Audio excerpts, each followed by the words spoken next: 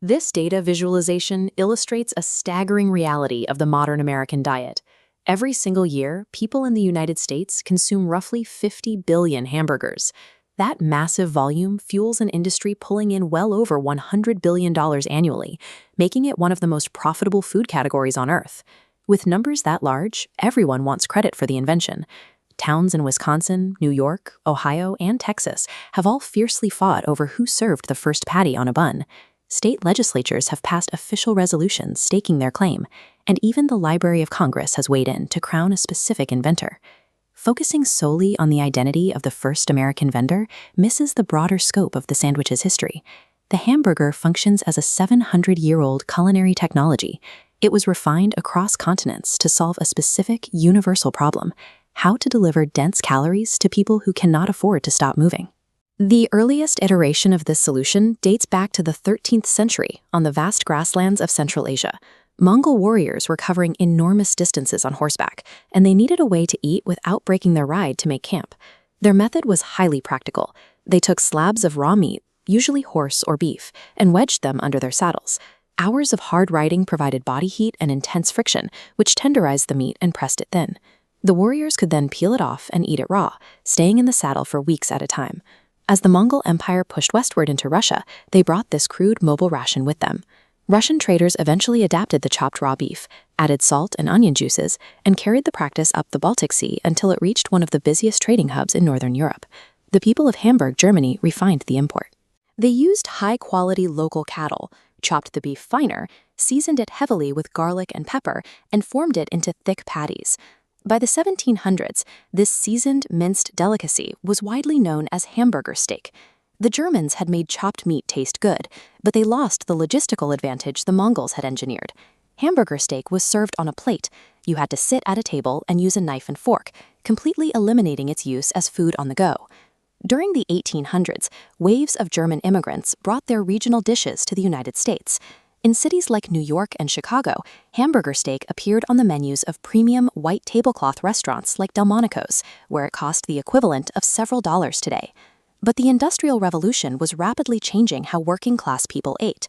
Factory workers pouring out of steel foundries and textile mills had maybe 15 minutes between shifts. They needed hot calories, they had zero time for silverware, and they were forced to eat standing in the street. To meet this demand, some unrecorded vendor at a lunch cart outside a nameless factory made an architectural adjustment. They took the Hamburg steak patty and sandwiched it between two pieces of bread. The meat was now encased in its own edible wrapper. In 1904, 20 million people descended on the World's Fair in St. Louis. Among the massive pavilions and exhibits, visitors encountered vendors serving this new, highly portable sandwich. Millions of people tasted it, loved it, and took the concept back to their home states. The physical form factor was now optimized for speed. But right as the sandwich was primed for national expansion, its core ingredient suffered a catastrophic collapse in public trust. By 1906, Upton Sinclair's novel The Jungle had exposed the appalling sanitation of American meatpacking plants. The public was deeply disgusted, and ground beef, where you couldn't see exactly what cuts were hidden in the mix, was viewed as dirty, unsafe, and strictly for the poorest citizens. In 1921, Walt Anderson and Billy Ingram opened White Castle as a specific architectural response to this sanitation stigma. Their 5-cent sliders were sold from buildings designed for psychological reassurance.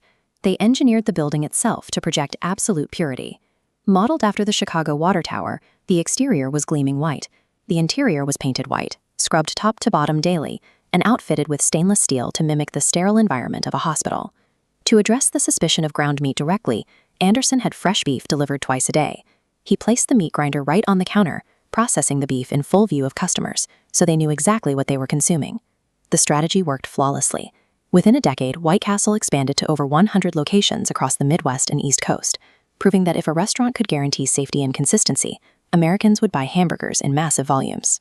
That volume caught the attention of Richard and Maurice McDonald. In 1948, the brothers stripped the menu of their San Bernardino drive-in down to the bare essentials: hamburgers, cheeseburgers, fries, and drinks. They recognized that the burger's simple construction was ideal for industrial manufacturing. They shut down their restaurant and drew a blueprint on a tennis court in chalk. Applying the principles Henry Ford used to build cars, they designed a custom floor plan they called the Speedy Service System. Every task in the kitchen was broken into a single, isolated motion. One person grilled, another dressed the bun with a custom dispenser that squirted exact amounts of ketchup and mustard. Another wrapped. Customers walked up to a window and received a standardized product in under 60 seconds. In 1954, a milkshake machine salesman named Ray Kroc visited the restaurant and saw the lines wrapping around the block. He realized this efficient, standardized system didn't require master chefs. It could be replicated in any town in the country. Kroc pitched himself as their franchise agent and began copy-pasting the McDonald system nationwide. He demanded ruthless uniformity across every location, ensuring a burger in Illinois tasted identical to a burger in California. Standardizing every movement transformed the hamburger from a regional specialty into a global commodity, capable of being replicated in any market. Once the logistical hurdles of speed, safety, and scale were solved, the hamburger aggressively crossed international borders. By the late 1960s, American fast food chains were opening locations in Canada, Europe, and Asia. The burger proved exceptionally adaptable, functioning as a neutral base that absorbed local culinary traditions. Today, you can order a teriyaki McBurger in Japan, a chicken or vegetarian patty in India, or a burger topped with beetroot in Australia. Back in the United States, brands like In-N-Out and Shake Shack proved the architecture scales upward. By focusing on fresh ingredients and higher quality, they elevated the fast food staple into a premium experience without sacrificing the core convenience. Even when facing intense scrutiny over saturated fat and processed red meat, the sandwich simply adapted. The industry rolled out leaner patties, introduced grass-fed options, and entirely plant-based formulations that look and cook like beef, creating a multi-billion-dollar segment of their own. Today, the hamburger dictates agricultural policy across the globe. It drives massive beef and grain markets, employs millions of workers, and supports an industry with over 40,000 global locations for McDonald's alone.